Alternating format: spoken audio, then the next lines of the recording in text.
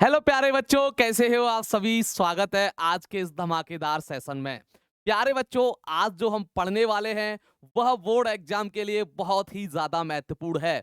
आज की क्लास में हम महात्मा गांधी से जो बोर्ड में परीक्षा में पेपर में सवाल आते हैं, प्रश्न आते हैं, उनके बारे में डिस्कशन करने वाले हैं। आज की हमारी इस छोटी सी क्लास में केवल और केवल हम महात्मा गांधी से संबंधित उन प्रश्नों को आपको बताएंगे जो हर एक साल आपसे पूछे जाते हैं, हर एक वर्ष आपसे पूछे जा रहे हैं। कई बार उनको रिपीट किया गया है। इस बार भी उनसे दो प्रश्न पूछे गए थे और आगे भी आने की संभावना है। तो महात्मा गांधी से संबंधित फैक्ट आपको पता होना चाहिए, क्योंकि जो प्रश्न बनेगा उनसे वह फैक्ट के रूप में ही बनता है, एमसीक्यू रूप में बनता है, अति लघु उत्तरीय प्रश्न के रूप में भी पूछा जा सकता है।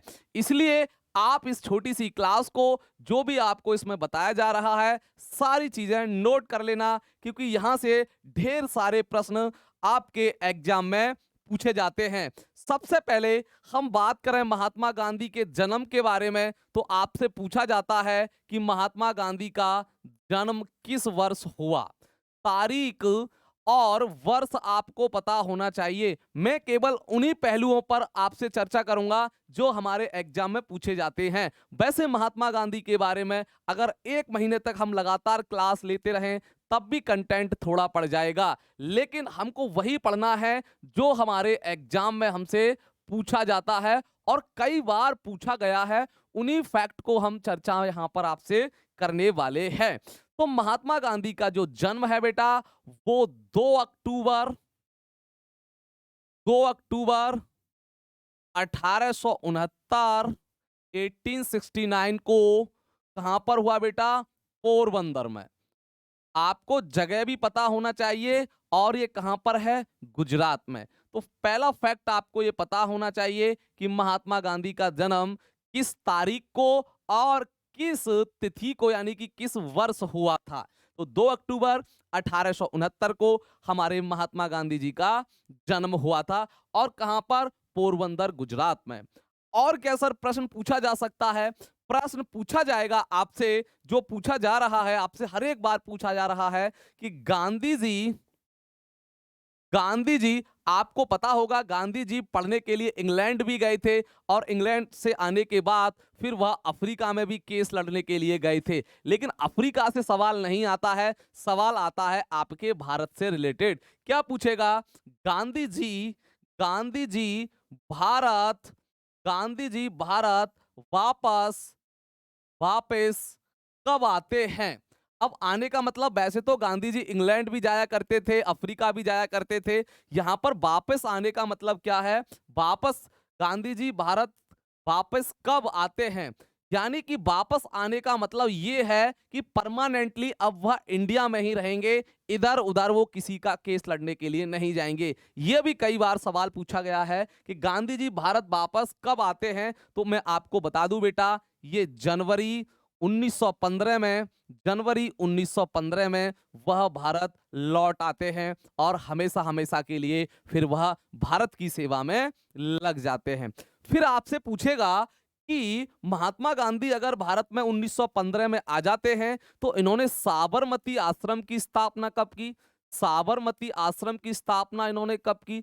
साबरमती आश्रम की इन्होंने स्थापना बेटा 1916 में की। कहीं कहीं किताबों में 1917 भी दिखा मिलेगा आपको। तो घबराने की आवश्यकता नहीं है। अगर ऑप्शन में 1916 है तो 1916 टिक लगाइए, अगर 1917 है तो 1917 टिक लगाइए। दोनों ऑप्शन में नहीं दिए जाएंगे, कोई एक ही ऑप्शन में दिया जाएगा। अब पूछा जाएगा कि गांधी जी का भारत में सबसे पहला सत्याग्रह कौन सा था? बड़ा ही महत्वपूर्ण है। गांधी जी का गांधी जी का भारत में गांधी जी का भारत में सबसे पहला सबसे पहला सत्याग्रह कौन सा सत्याग्रह कौन सा था बेटा? हम सभी जानते हैं बेटा, गांधी जी का भारत में सबसे पहला सत्याग्रह था बेटा चंपारण सत्याग्रह। कौन सा सत्याग्रह? चंपारण सत्याग्रह। कौन सा सत्याग्रह? चंपारण सत्याग्रह।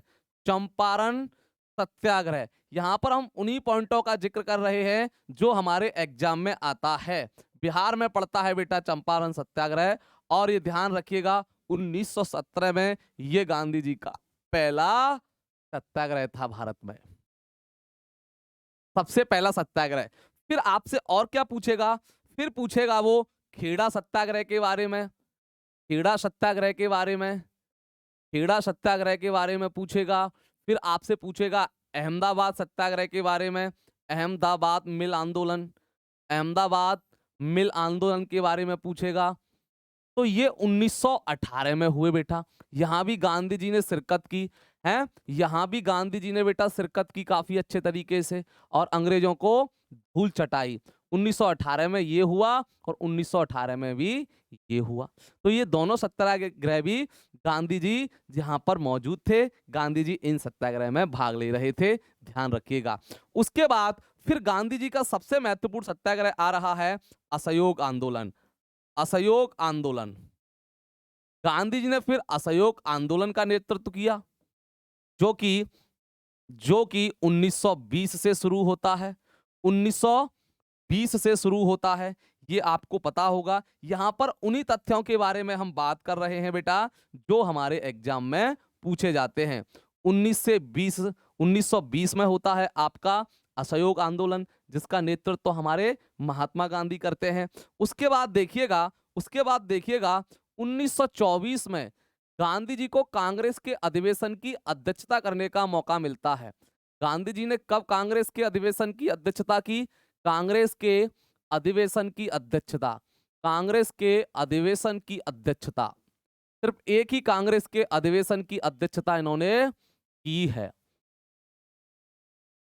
और वो था बेटा 1924 का। ये कहां था बेटा? एक जगह पड़ती है वेलगांव कर्नाटक में।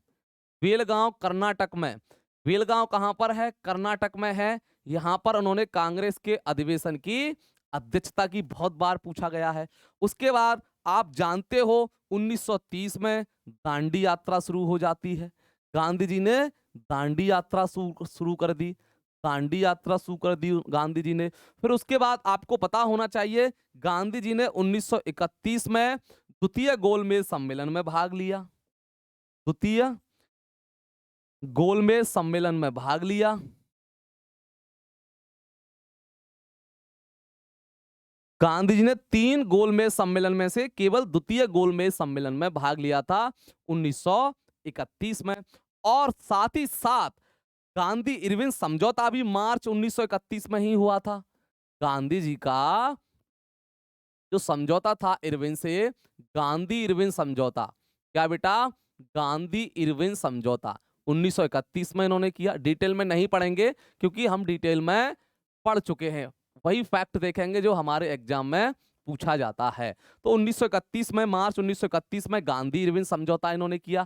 फिर आप लास्ट में जानते हो इनका सबसे जबरदस्त आंदोलन 1942 में भारत छोड़ो आंदोलन। भारत छोड़ो आंदोलन। भारत छोड़ो आंदोलन का नेतृत्व भी इन्होंने किया 1942 में, और इसी के दौरान इन्होंने एक नारा दिया, करो या मरो, करो या मरो, करो या मरो। ये नारा इन्होंने इसी आंदोलन के दौरान दिया था। तो प्यारे बच्चों, ये था हमारा गांधी जी के बारे में जो हमसे परीक्षा में बार बार पूछा जाता है और पूछा जाएगा। बहुत सारी जानकारियां और भी हो सकती हैं, लेकिन हमसे फैक्ट के रूप में यही सारे प्रश्न पूछे जाते हैं। मुझे लगता है आपको इस वीडियो को देखकर बड़ा लाभ होगा, परीक्षा के लिए बहुत सारी चीजें आपकी तैयार हो जाएंगी। चलिए अब मिलेंगे हम आपसे अगली क्लास में। जब तक के लिए आप अपना ख्याल रखिए। Tata, bye bye, good night बेटा।